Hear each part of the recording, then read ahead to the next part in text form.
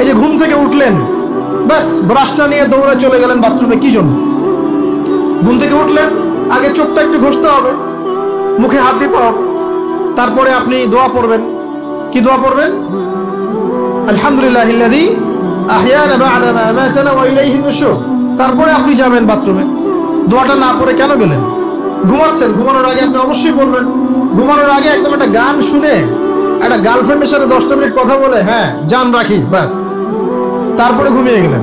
ঘুমটা আপনার জন্য ইবাদত হলো না? হারামে লিপ্ত হবেন না?